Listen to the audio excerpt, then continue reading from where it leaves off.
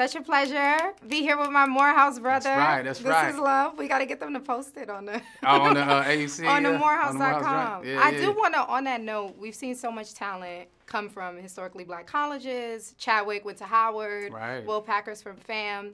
Talk about just what do you think your Morehouse experience, Spike Lee's a Morehouse brother, kind of brought to you as you came into this industry? That I'm not alone. You know, that I'm well represented. You know, when I went to Morehouse, like just there's all these different kinds of, you know, black folks with all different kinds of experiences. I'm coming from the Valley and like private school, and like there's other people from all different walks of life in the same space and like believing in the same thing. And that's a lot like the set was on this project with Spike Lee. That it was just such a familiar, brotherly type of experience that felt safe. And you felt, again, when you feel represented like that, it just empowers you to be your best creatively. And with you being a lead in Spike Lee's film, it has to, I can't help but to think, I'm like, your father, Mo Better Blues, 28 years ago, and now you're the lead in a Spike film. That must feel like a full circle moment for the both of you. Well, I honestly, for me, it was like I got a little part of Malcolm X. I was a little kid that at the end that got to scream out Malcolm X. So that was more of a full circle moment for me. But yeah, I mean, I'm a part of this great, rich history. I mean, Sam Jackson, Wesley Snipes, Giancarlo Esposito, like all these different actors. I mean, one of my favorite actors is Alfre Woodard, like man or female, just of all time. So being able to be a part of that family is just a tremendous honor. Now let's talk about Ron Stallworth for a second. You know, a lot of us are familiar with you from Ballers, which we love your performance on Ballers, by the way. But of course you have the connection given the athletic background, having played football. Do you feel like you had to stretch yourself in order to portray this character? I had to stretch myself on both. I mean, I'm nothing like that ball player, and I actually found some similarities though with Ron and I as we started to talk more and more. Stuff I really can't share, but like just some very personal stuff that I saw myself as well. So, but yeah, it was you know, it's different when you're playing a real person and he's alive too. So there was a different approach. It's a period piece. It was a different time. So all of that goes into the gumbo of this creativity. So it was a great experience and a great opportunity to be able to play Ron Stallworth. Absolutely. Did he spend any time on set? Nah, not on set, but he was at the table read, and he passed out his membership card because he's, as you know, a member. He of still the has He it. still has it. Oh my Crazy, gosh, right? we got to get that, like a photo or video yeah, of that. Hopefully he brings it to the red carpet. And he's just like. Were you nervous when he first saw the film?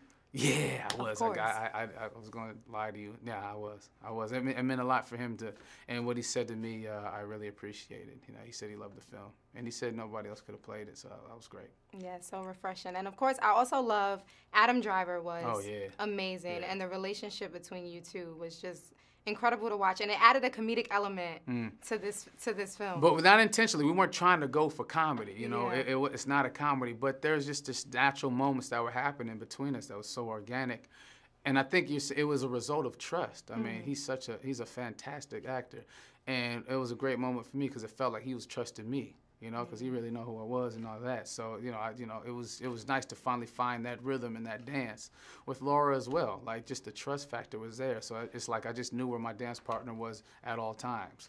So when you know that, when you're in such, you know, simpatico like that, it enables you to just tell truths you didn't even know you had in you. Like just finding moments that you prepare for what's on the script, but you can't plan for, and you just go with it. In my opinion, Spike Lee is a master at recognizing energy and momentum, and when these moments are happening, and not to disrupt that. You know, if you have to go off the script, if you have to go off what we thought we were going to shoot and how we we're going to shoot it, but this is better in the service of the film, then we're going to go with it. So it would behoove you to be prepared and know script front to back all the time, because we might be shooting something we thought we shot a month ago, we're going to shoot in a month, we might shoot it today. So just be ready, and whatever he changes, be ready for it. And if you know the score, you're able to do that. So with that, what was the most challenging scene for you? Of course, I think the most memorable one for me is when you're almost arrested and that whole moment with Laura, and that's a very pivotal moment for the film. That's a good but call. what was the most challenging for you? I say the banquet, the when I was sitting with David Duke's detail. I don't want to give too much away. That was the hardest day, most challenging. That felt the most like authentic and like real. Like I just felt so real. And I called Ron afterwards and told him how much I appreciated what he did. I can't believe he did what he did. It was one of those moments, like when I held the card at the table read. That was a moment too of like how real it was and how much danger he was in, and how he protected and served, you know, the right way, and faced danger and racism right in the face. Like literally, they were toe to toe, and he was unapologetic about it. Yeah, what I also love about on that of like facing racism, dealing with it, between you and Adam Driver, that relationship, it kind of, I don't know if it was intentional, but Spike sent a message of the Jewish community and what they face, and the Black community, and how we need to come together. What do you think the significance is for that today? Well, that was started from the first phone call when he's yelling about who he hates. I hate blacks. I hate this. So like a lot of these people, these cultures are included, you know, when it comes to that specific hate. So it was important and it really happened though. They really had that conversation, you know, and I just loved how he used it and how he cut it together.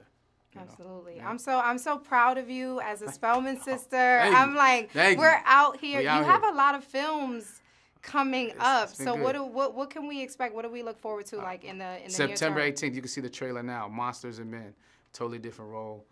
Again, through the eyes of an African-American police officer, but in contemporary times. Thank you so much, Sean David.